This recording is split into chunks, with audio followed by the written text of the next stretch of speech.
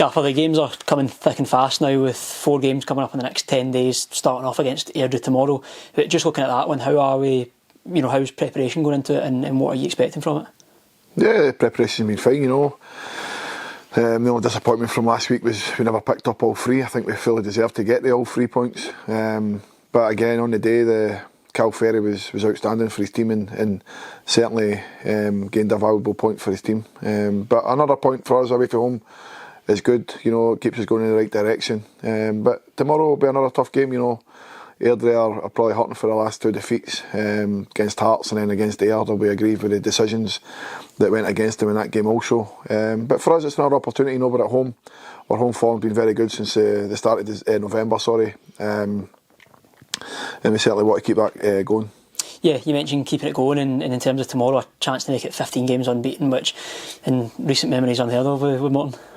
Yeah, but listen, that's sometimes that can happen. We're in a good run of form.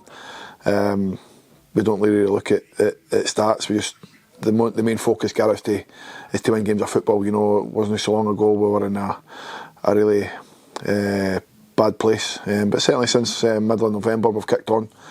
And then we're in a good place at the moment. But listen, we've still got a lot to play for. And as you say, we've got 4 games in 10 days. We'll have to utilise the full squad. We'll need to make changes. We'll need to fresh legs. So we'll certainly utilise the full squad in the next 10-12 days. And last time out against Airdrie as well, it was a game played in terrible conditions, but at a time you felt we were the better team on the day, but just lacked that cutting edge in the forward phase of it. Yeah, but listen, I think all 3 games this season so far against Airdrie have been very tight. We're still to beat Airdrie, so obviously that's in our minds for tomorrow. But fair play to them, they've had one number this season. Albeit the cup game was a lottery. They beat us in penalties. I think the game of the day, or the day of the game. Sorry, we should have been 3 or 4, 5-0. But again, we never took our opportunities that day. Again, the keeper had some great saves. We hit the post a couple of times. So, yeah, listen, we know what Airdrie will bring tomorrow.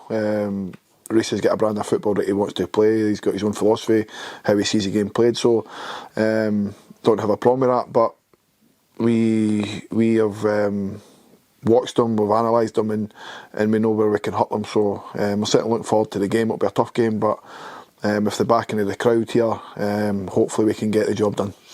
An aspect of the run that we're on as well that's been mentioned a lot is the clean sheets. I think at the moment it's the second most clean sheets in the league at the moment. So, from your aspect, how important are they towards getting the results? Yeah, it gives you that platform to go and win games. We're like you say, we're the second best team in the league for clean sheets.